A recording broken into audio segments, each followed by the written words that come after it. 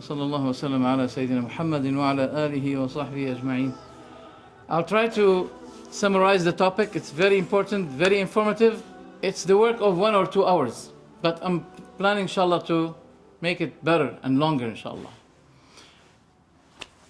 Benefit number 1. In our days, there are two kinds of people that deformed Islam. They caused deforming Islam. يعني تسببوا نوعان من الناس تسببوا بتشويه الإسلام. Khawarij, by killing women, children, boasting that they are getting closer to Allah by that. MashaAllah. Allah يكسر إيديكم. Allah لا يعطيكم العافية. How come you kill women and children? Let's see. We want to know the criterion of what the Prophet ﷺ said about that. Oh, so first are who? Khawarij. Second, Rawafid. By beating, they have self-beating up. By the swords. Yallah. And they're crawling like crocodiles on the ground in a very disgusting way. And filling themselves or throwing themselves on the mud. Have you seen that? And what also deforms Islam is their so-called temporary halal marriage. Temporary halal marriage. Let's get into the topic directly. Killing men and women, killing women, children, unarmed men in their marketplaces or the places of their provisions. It is not Islam. Islam is free of this. Oh, you extremists, you have disobeyed your Prophet. You have deformed his religion. The Prophet will be khasmukum, khasimukum yawm al-qiyamah. We will be disputing against you at the day of judgment. Listen to what he said authentically. عن ابن عمر قال نهى صلى الله عليه وسلم عن قتل النساء والصبيان. Ibn Umar said, Rasulullah sallallahu alaihi wasallam, he prohibited the Muslims from killing women and children. The hadith is authenticated by Shaykh al-Albani, Sahih al-Jami', hadith number 6972, and in his book Irwa al-Ghalil, volume number 5, page number 34. It's authentic. Haram to kill women and children. Now you may say, listen, Sheikh, you're talking about this. Don't you see what they're doing? This is emotional reply. Be careful. This is a trap. We know that they are unfair people. But the Prophet addressing to them is be Muslims before he advises them to be fair and just. They're not fair simply because they're Muslims. But why you Muslims are not fair while you are Muslims? That's the point. Narrated also by Ibn Umar that a woman was found in one of the wars of the Prophet. She was dead. In another narration, one of the Muslims, he attacked her and she caught the bottom of the sword. She was trying to keep it away from her, pushing it away. He wanted to take her as spoil, concubine. And she was resisting. Then the man killed her. Then the Prophet afterwards, after people were gathering around her, then the Prophet passed by and said, why is this? They said, Ya Rasulullah, she was found dead. The Prophet ﷺ said, she would have not been fighting. So the benefit here is what? Where was she found? Where was she found? In a battle place. in a battle place, not in her house, not in the marketplace, in a battle place. And she was not fighting. And the Prophet said, she wasn't that person that fight. Then after that, the Prophet ﷺ made it so clear that you should not be killing women and children. That's in Sahih al-Bukhari, hadith number 3014. It's prohibited. Najdah al-Haruri. I think you heard of Najdah al-Haruri. Najdah al-Haruri is one of those, the leader of extremism at the lifetime of Ibn Abbas. He's Khawarij. And he was boasting that I can put Ibn Abbas in troubles by my troubling questions to him. And Ibn Abbas was not really giving any care about him.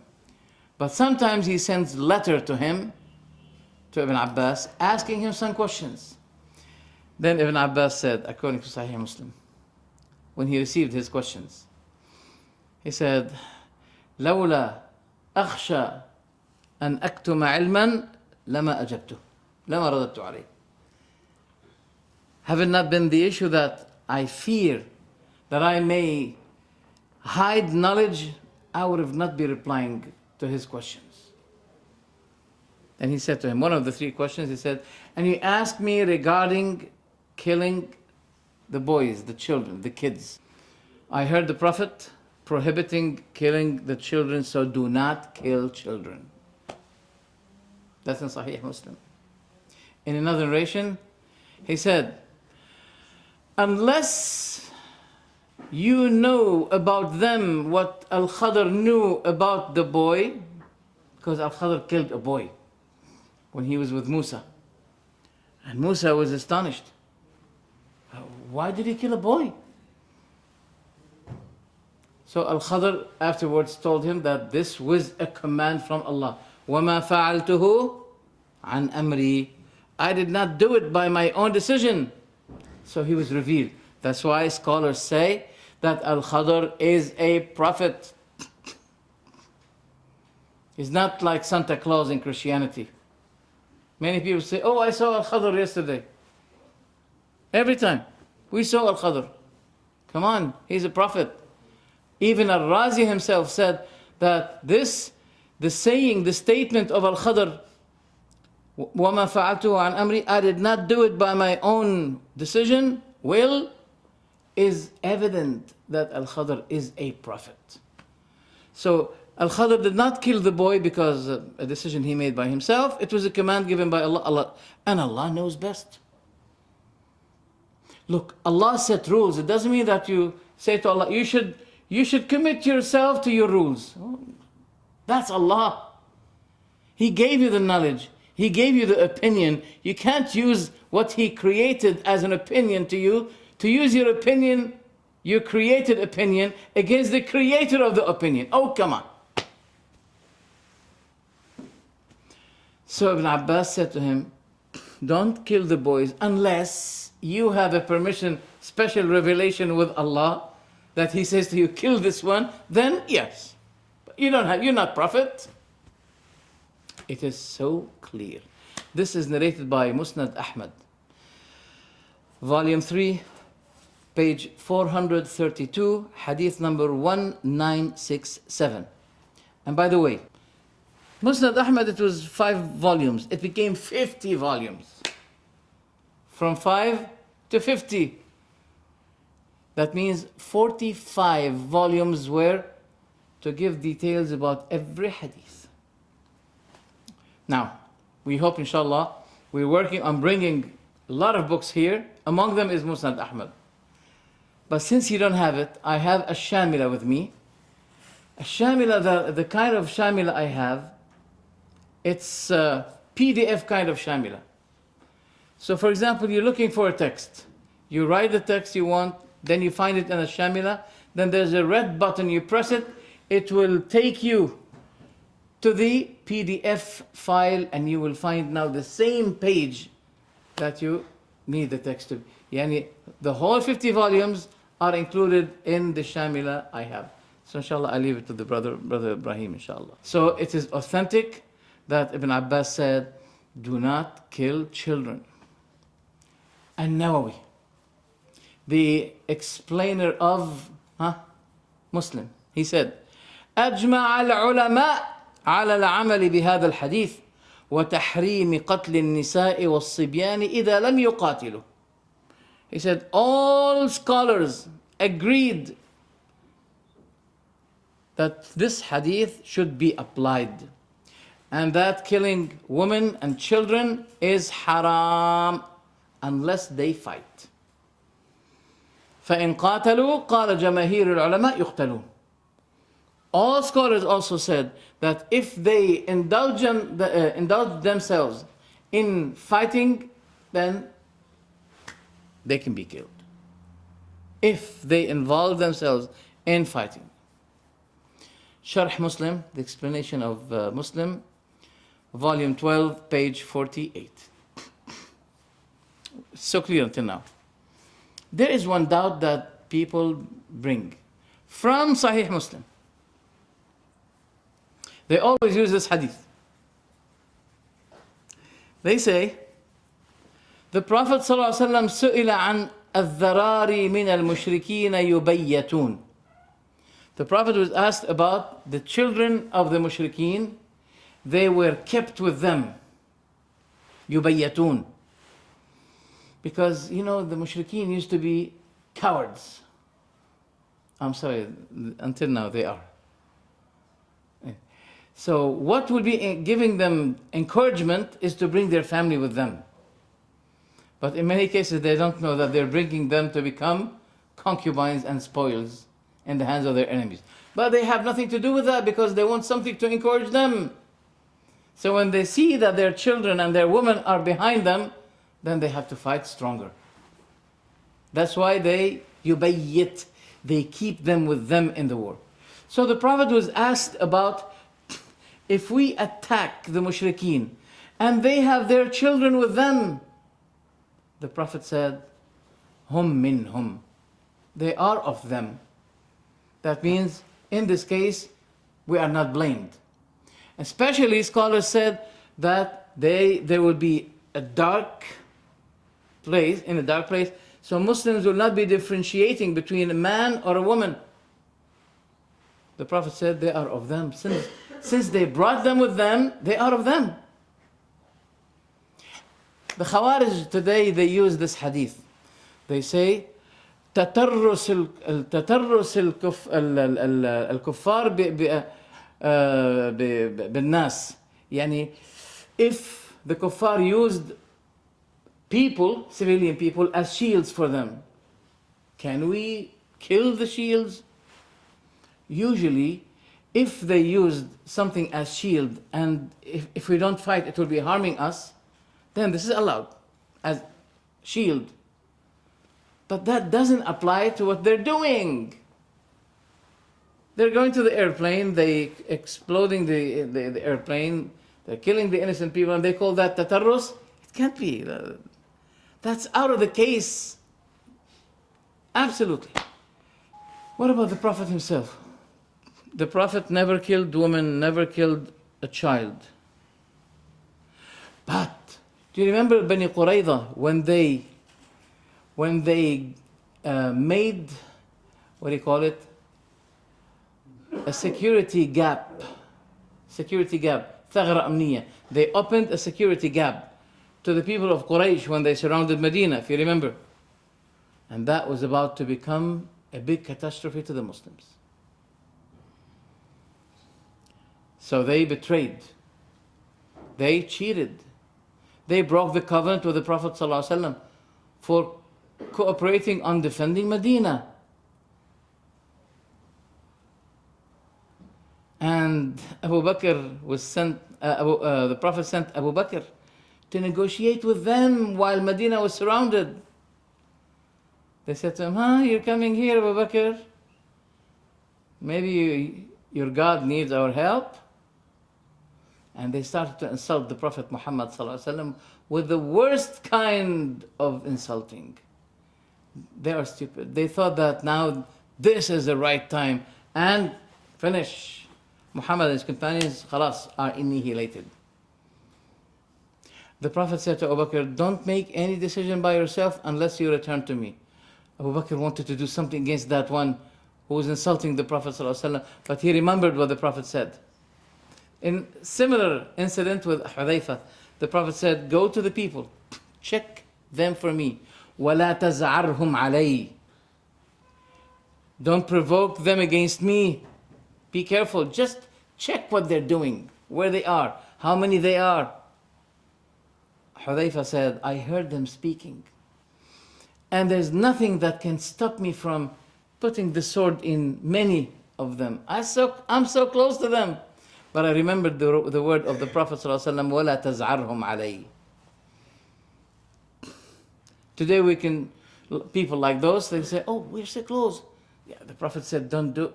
Let me do it because I love the Prophet, let me do it. Oh. There is nidam. See, brothers, Allah subhanahu wa ta'ala tested us in terms of our weakness, what to do.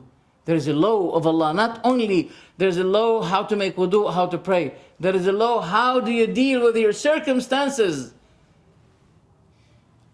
In terms of weakness, in terms of power, what to do. It's not left to your emotions like this. You provoke the enemies while they are more powerful than us, then we will be targeted after that. The whole Muslim Ummah will be targeted because of this. Will be bearing the consequence of your chaos behavior? No, shouldn't. So Abu Bakr wanted to kill this man who was insulting the Prophet ﷺ, this Jewish man. But he came back doing nothing, as the Prophet ordered him to do. Nizam. So, you know the story. Then Quraysh had to flee away, and the Jews now, they found themselves in a big trouble. This ally between Quraysh and the Jews was cut off. Quraysh went back to Mecca. The Jews have to bear the consequence of their treachery. So the Prophet ﷺ asked Sa'd ibn Mu'adh to give his hukum, his ruling, his verdict. Then Sa'd bin Mu'adh made the ruling by saying, أَرَى أَن تُقْتَلَ مُقَاتِلَتُهُمْ. What I see, that the warriors among them should be killed. وَتُسْبَنْ نِسَاءُهُمْ وَذَرَارِهِمْ. And their women and their kids should be taken as spoils of war. The Prophet said, لَقَدْ حَكَمْتَ فِيهِمْ بِحُكْمِ الْمَلِكِ مِنْ فَوْقِ سَبْعِ سَمَوَاتٍ. You have given the right verdict. This is the judgment of Allah from over 7 heavens. That means your verdict is similar to the hukum of Allah subhanahu wa ta'ala. That is why the Prophet said, he used to say to the leader of the army, if people sought you when they are about to surrender, if they sought your judgment, the judgment of Allah and His Messenger regarding their circumstance, no, don't do that. Let them be under supervision of, under your own judgment, not under Allah's judgment. You know why? The Prophet said, you don't know. You may think that this is Allah's judgment or verdict regarding them, while it is not. It may be your own decision. It may be your own opinion. This is very important. I don't know if you understood this hadith. The hadith in Sahih Muslim. He said, وَإِذَا أَرَادَكَ يعني الكفار, if they surrender, إِذَا أَرَادُوكَ عَلَى حُكْمِ اللَّهِ فَلَا تُنزِلْهُمْ عَلى حُكْمِ اللَّهِ وَرَسُولِهِ وَإِنَّمَا تُنزِلُهُمْ عَلى حُكْمِكَ فَإِنَّكَ لَا تَدْرِي لَعَلَّكَ لَا تُصِيبُ حُكْمَ اللَّهِ فِيهِمْ. وَإِيَّاكُمْ أَن تُخْفِرُوا ذِمَّةَ اللَّهِ وَذِمَّةَ رَسُولِهِ. Because he said, if you do that, if you think that this is the ruling of Allah, the judgment of Allah regarding you, while it is not, it is only your own judgment, then you may be causing the breaking of Allah's promise to the Christians, to the non-Muslims. There is a promise of protection from Allah and His Messenger. He said, never break it. It's very important. This is an important issue. That when Allah and His Messenger give any protection to non-Muslims, it should not be violated or broken by you.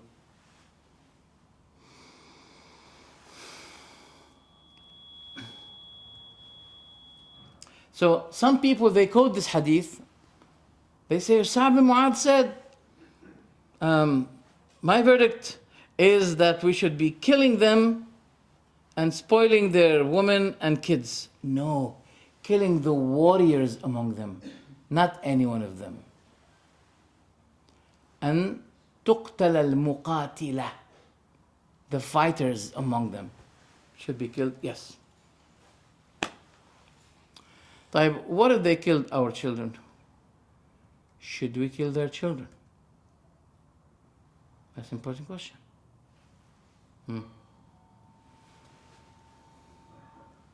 Yes or no?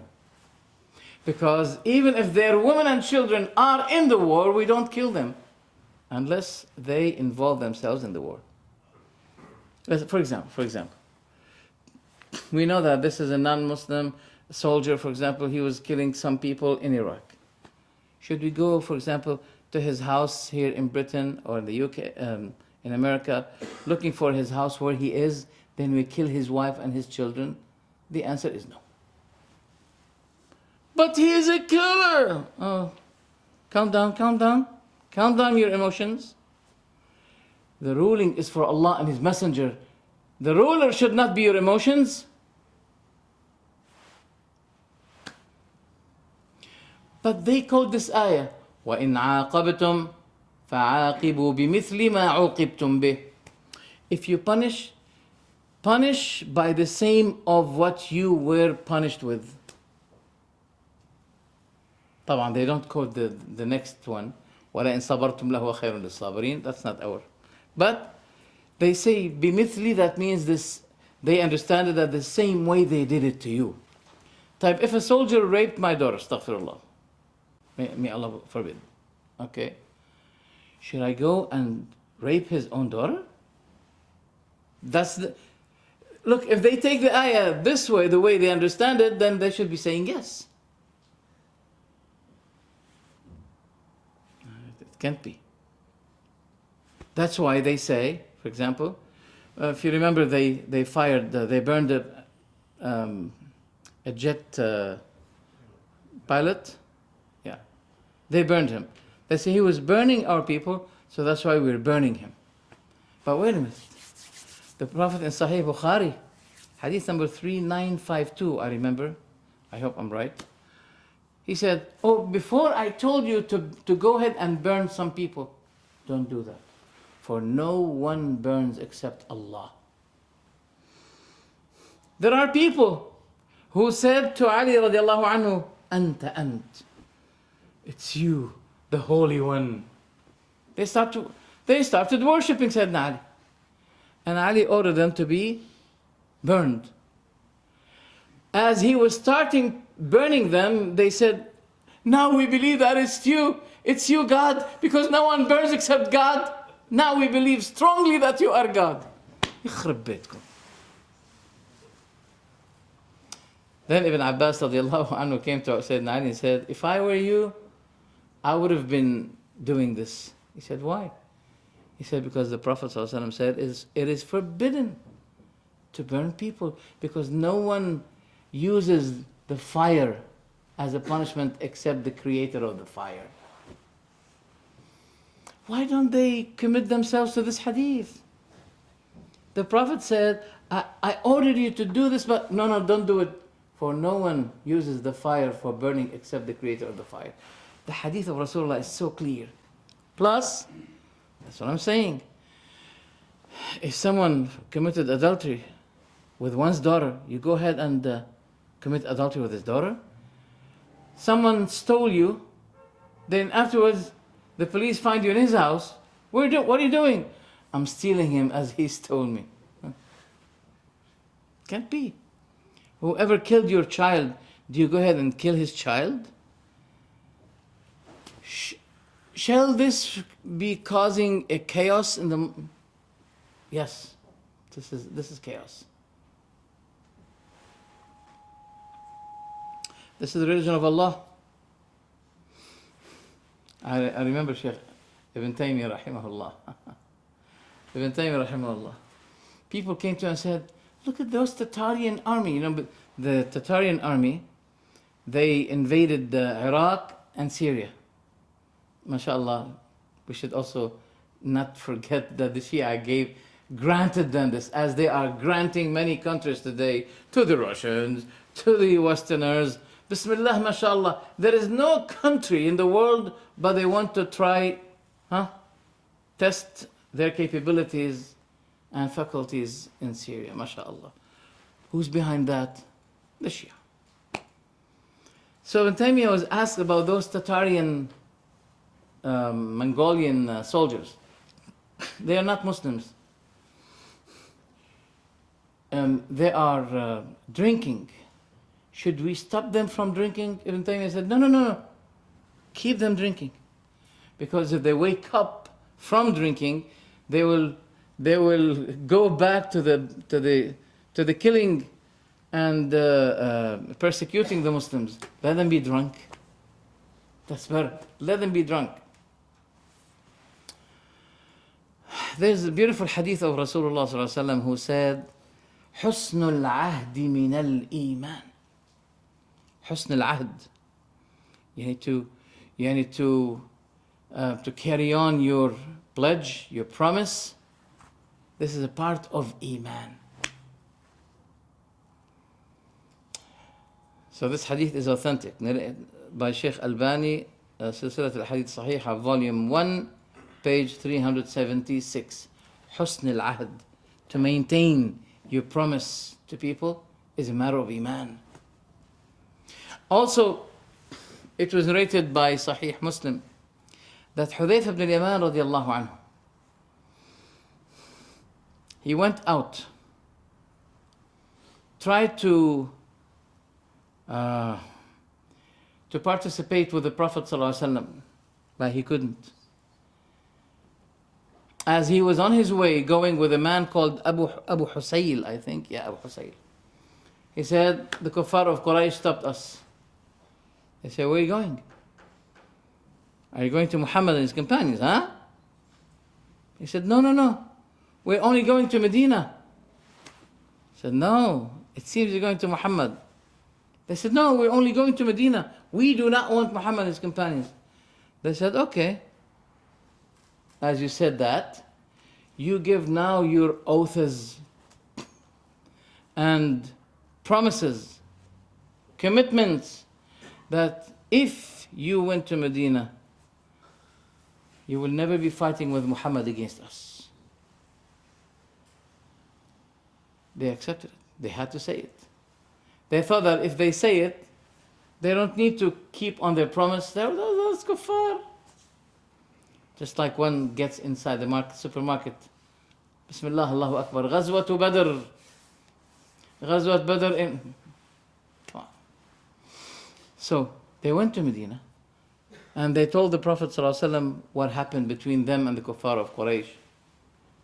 That they said to them, we'll allow you to go to Medina, but you never fight with Muhammad against us. By this we can leave you going. So what did the Prophet say? Did he say, they're kuffar? Don't care about your promise to them. No. He said, Insarifa. Nafi bi'ahdihim. Let's go on. Nafi lahum bi'ahdihim. We fulfill our promise to them. وَنَسْتَعِينُ اللَّهَ عَلَيْهِمْ. And we seek help from Allah against them.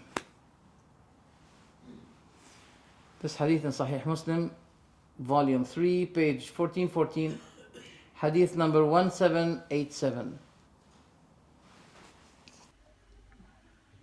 There's another hadith where the Prophet ﷺ said, أَدِّ الْأَمَانَةَ إِلَى مَنِ ائْتَمَنَكَ. Give the trust to the one who entrusted it to you. وَلَا تَخُنْ مَنْ خَانَكَ. And do not betray the one who betrayed you. That means, even if someone betrayed you, you do not betray him. Hadith is authentic. The question is, did Islam become stronger by these activities of those people, like ISIS, Daesh? Did Islam become stronger? No. How do you sleep? How do you put your head on the pillow? With a humiliated heart, with a broken heart, with a great sorrow and sadness for what is happening. Ay wallah. Is this good? Is this, mashallah, the honor of Islam? Did they cause the honor of Islam? La wallah. It's bad. You think Allah subhanahu wa ta'ala, some people may say, but yeah, we know that Allah is powerful, but until now, what's going on? What's happening? Ya Rab, something, just give a push. As if some people want to say that stuff. Allah, له الأمر له الخلق والأمر له الحكم وإليه ترجعون. There is no delay of a matter, but Allah has a great wisdom behind it. That's why today I was talking about yaqeen. The one who has yaqeen will never be shaken by the events, no matter what happens, whatsoever. Unfortunately, the Muslims became weaker and weaker. And by these random kind of behaviors, the Muslims were more subject to harm. 2 days ago, I read in the news that there was a man who was abusing a sister with hijab in the underground. And he was accusing her that she is a terrorist, etc. And there was a non-Muslim British man. He defended her extremely. And he stood up before him. And he did not allow him to carry on this.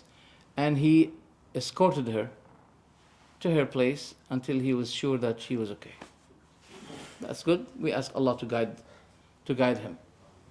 But this is one of the tens of thousands of cases. Unfortunately, they should be a decision as strong as the decision that was taken against the anti-Semitic. You know the anti-Semitic? Come on, British government, we need anti-Islamic decision. Not anti-Semitic, anti-Islamic or anti-Islamism decision, unfortunately. Today, you can swear at the Queen, you can swear at Jesus, you can swear at anyone, even Cameron, anyone, but not the Jews. Why? There's a great law, very strict and strong law against this, anti-Semitic. You know what it means, anti-Semitic? That means you'll be in jail immediately. And your punishment is so strong. Come on. As they say, we are the cousins of the Jews. Make something. We are also Semitic. We belong to Abraham, but through Ismail, not through. Come on. Until now, the decisions or the rules regarding this are not strong. That's why, look, there's something in the back of the mind that give the person a knowledge whether to do or not to do. In the back of his mind, he knows that nothing will happen, no punishment will take place. So let's attack those Muslims. Let's say they are terrorists, etc., etc. It is haram doing something that return on the Muslims with more harm and more killing. The Sunni cities in Iraq were destroyed, devastated, as long as Daesh is controlling it. Then, during this fight now, Daesh invade, they control it. Then they have to retreat. Then the Iraqi army come. Then the Iraqi army will, those are a big plot, because on the long run, there is a plot to systematically cleanse all these cities from the Sunnis and let it be Shia cities. This is a project that they want all of these places be Shia places, not Sunni places. And those people, whether they know it or not, they are helping them fulfilling this project. Unfortunately, I have to say that. The case of Syria is a great case today. The Syrian people are oppressed. They had to confront this Taghiyat al-Sham, the tyrant of Sham. But what happened? Bashar al-Assad and Nouri al-Maliki, they found the best way, because they tried many ways to stop this revolution against him, but it didn't work. Ban Ki-moon is taking a long sleep, not taking any strong decision. The whole West, until now, you're not allowed to have missiles that can shut down those jet fighters. You're not allowed. And there is no resolution issued by the United Nations against Bashar al-Assad to use his jets. That means, what does this mean? It means go ahead. That's what it means. That's why the Muslims are extremely outraged to the top because of what's happening. There's only one concern in the West: security of Israel. No bargaining whatsoever. No bargaining. This is unfair. But being unfair doesn't mean that we are excused not to be fair as well. No. So what Bashar al-Assad and Nouri al-Maliki did, they collected all of those leaders, influential extremists in the jails. They classified them, and they claimed that there was an attack on the prisons, and all of those leaders had gone out, and they formed what is called today Isil. There's a need for this, because all other resorts did not work out. That's one of the resorts. The last resort now is Russia. You think that Israel is not watching everything happen in Syria in details? They are. But they cannot show themselves to be directly interfering. So the last resort now is Russia. And Russia says, let's make negotiations. But when we'll be killing you, making you very weak, then you will have to come dragging yourself by your feet and by your hands to give the bargainings. That's what they're doing now. For the last 4 years, there's almost no Syrian soldier that's fighting with Assad anymore. No, since the last year. Khalas. Iranians are fighting now directly with Hezbollah, with the Iraqi militia, and each one of them is promised to be given some kilometers of the lands in Syria. They said, we're fighting until next year, inshallah, the fight will be over. We'll be dominating Syria. Then this is official, certificate that this land belongs to me and this land belongs to him. What's happening? And those Arab and Syrian soldiers, they said, we're not allowed to know anything about what the Iranians are doing. And they don't trust us. Even if we are Shia like them, they never trust us, Arabs. So they thought that they're doing now the job. They failed. They paid hundreds of billions.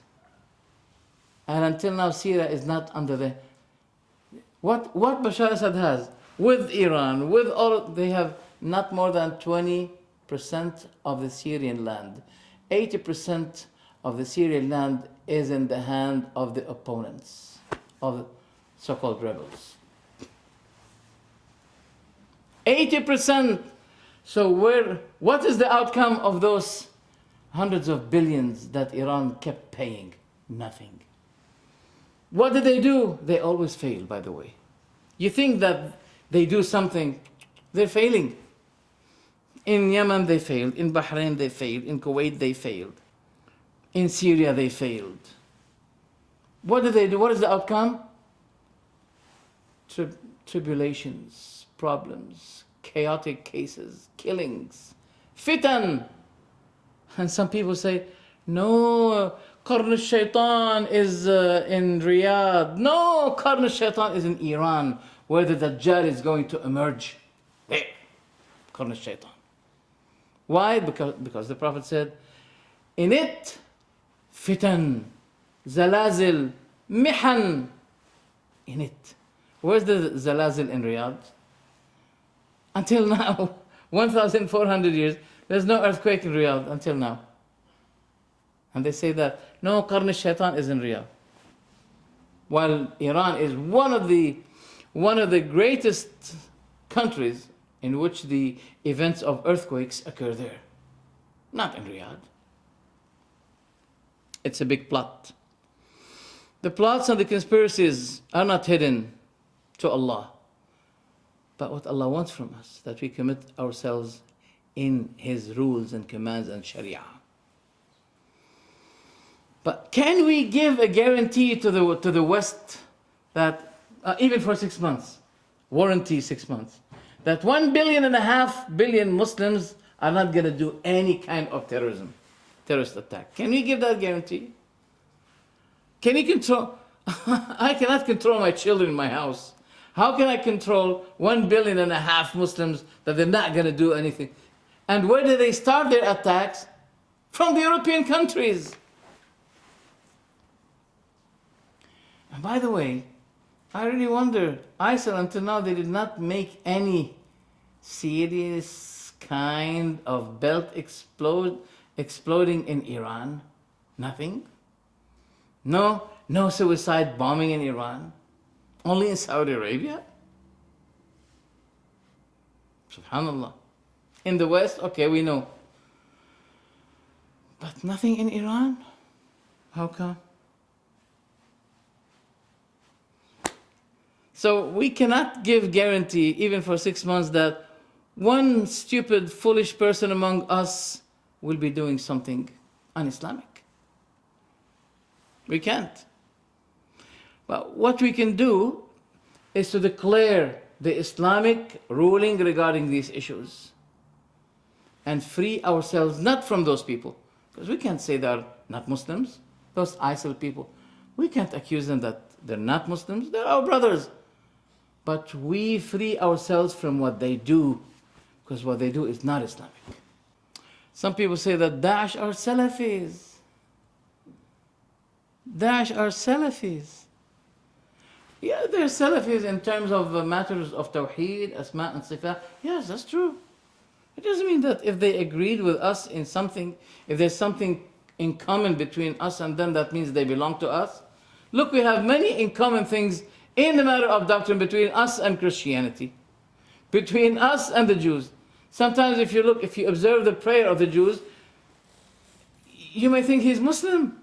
He's doing this and making ruku', making sujood.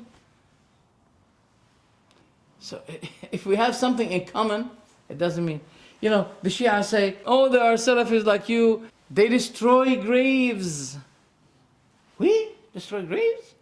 Yes. Maybe you mean destroying what is built over the graves. Yeah. And this is, by the way, is narrated in the number one source of doctrine of hadith in the books of Shia, Kitab al-Kafi, volume 6, page 528. What does it say? This riwayah is authentic. What does it say? It was narrated that Ali said, I was sent with the mission of destroying what is built over the graves. So are you going to say that Ali was Isil? Was Daesh? Yes.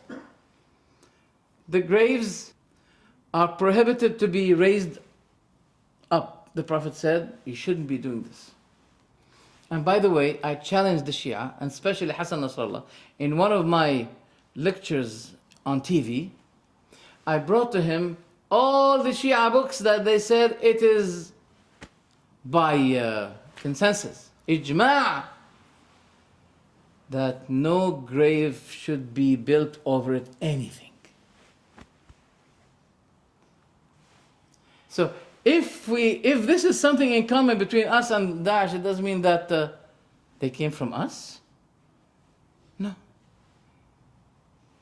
Many Iranian passports were, those people of Daesh, they were supported, they were given Iranian passports. And there's a big scandal about that, in which I saw myself the passports.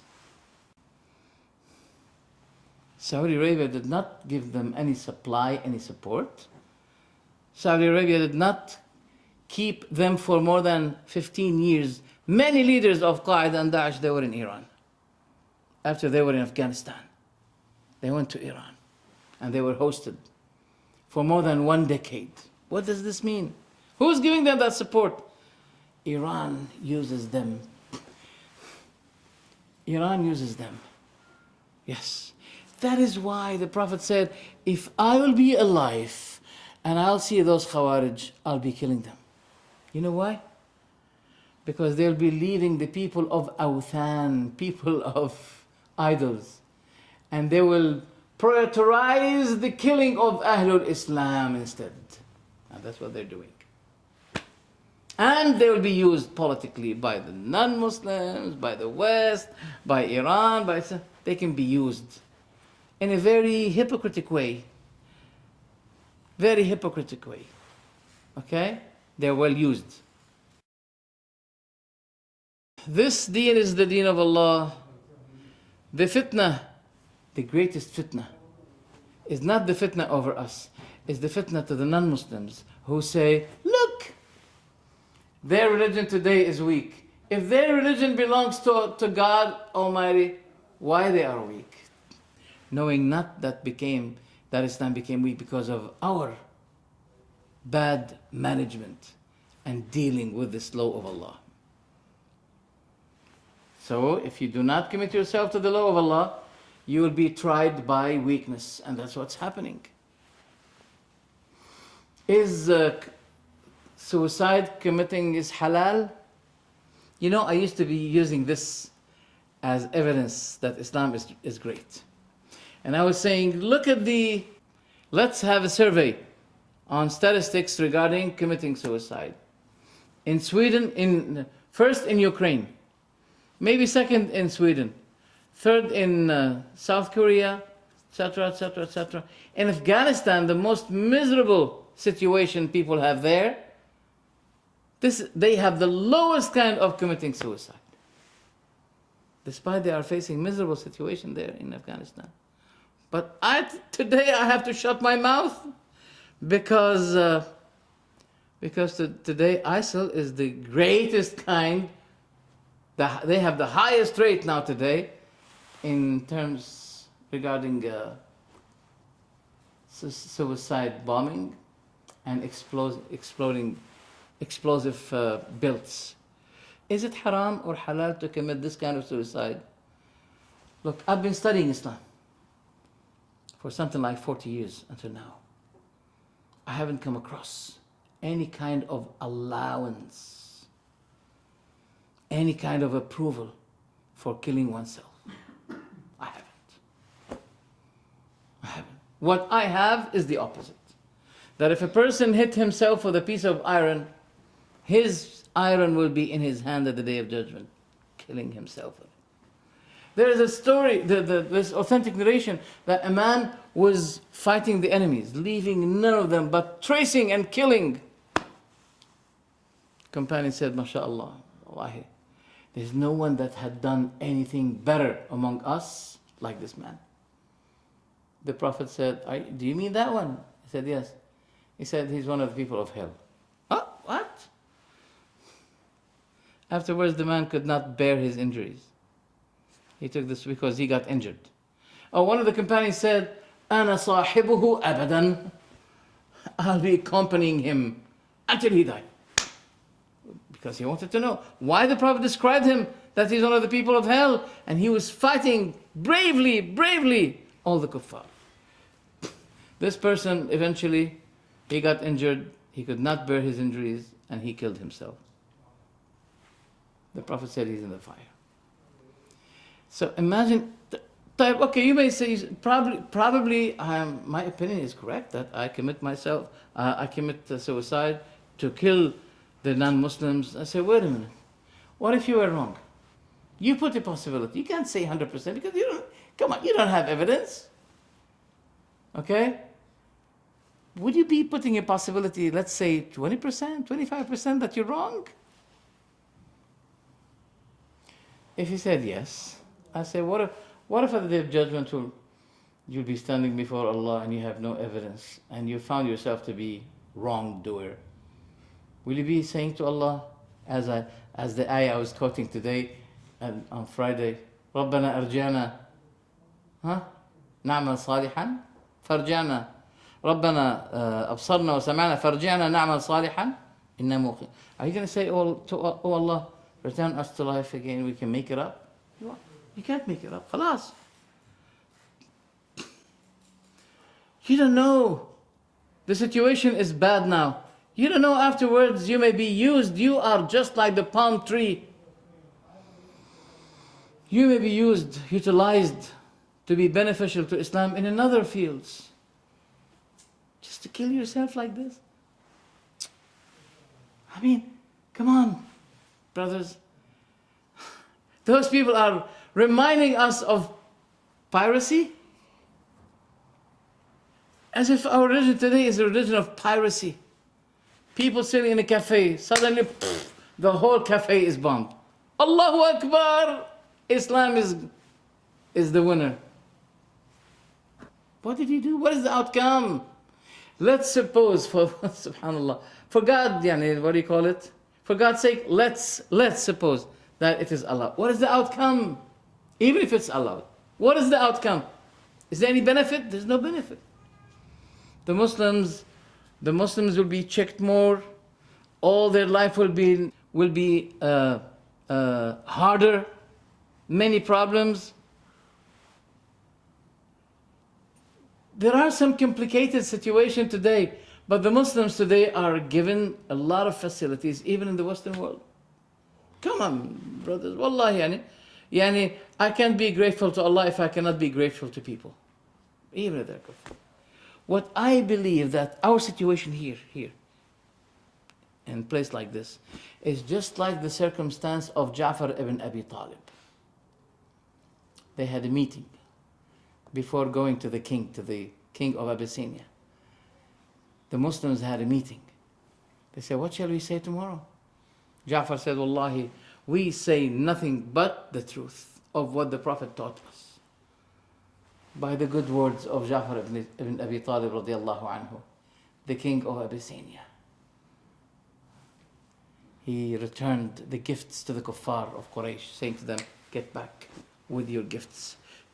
I'm not going to handle these people to you. They are under my protection. You stay. With the good words of Ja'far ibn Abi Talib. We have to utilize ourselves today to know how to use the good words, to show our fairness, our tolerance, our forbearance, our truthfulness, our commitment. Wallahi.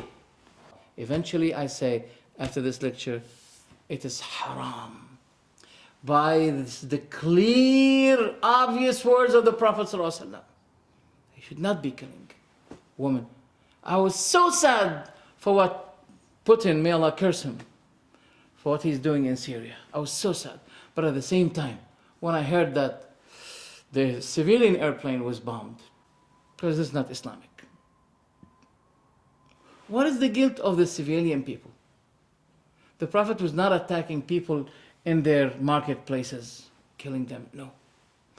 That happened. There's narration. I don't know if it's authentic. Some people say it's not authentic. That we have, we know that the Prophet lived. How many years he lived after his prophethood? 23. 23. 10 years in Medina, right? And 13 years in. That means the life he lived in the weakness time was more. And despite that, the Prophet did not make any order in Mecca, go ahead and kill. When the Roman Emperor Hercules, he was asking the leader of wars against Muhammad sallallahu alaihi wasallam. So see how Allah's work is wonderful. Allah subhanahu wa ta'ala destined that Abu Sufyan, the leader of all the wars against Islam, was in Damascus. And that period was a period of truce between him and the Prophet Muhammad sallallahu alaihi wasallam. 10 years.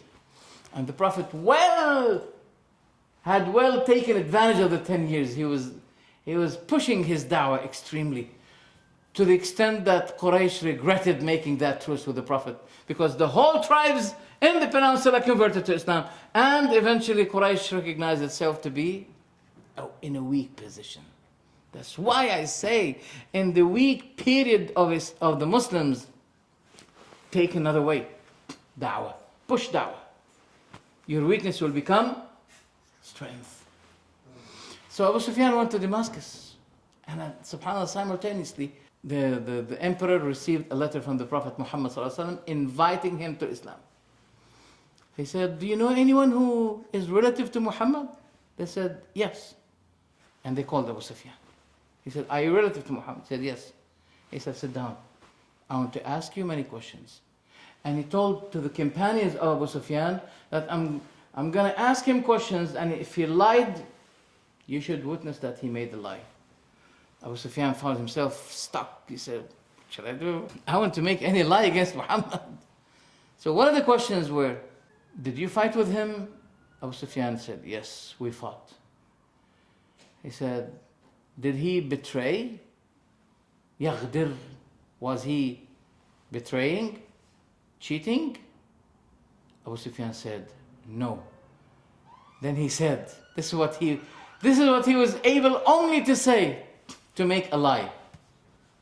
He said to the emperor, not yet, but we are still in a truce period of time between him and us. We know not what he is about to do. Abu Sufyan said, this is the only word that I was able to put against the Prophet Muhammad. Otherwise, I had to say the truth, that no, he never make any ghadr. Then the emperor said to him, I asked you, does he betray and cheat? You said to me, no. And likewise are the messengers. They never cheat, never betray. Ask Isil. You belong to this messenger, and you are deforming his way. A non-Muslim said, he witnessed, this emperor, that I know that the messengers do not betray, they do not cheat. What they do today is against what the Roman emperor understood about the way of the messengers. That's enough for today. Jazakumullahu khairan for your attendance. Inshallah, if I have something more, I will continue with you. Sallallahu alaihi wa sallam ala Muhammad wa ala alihi wa sahbihi.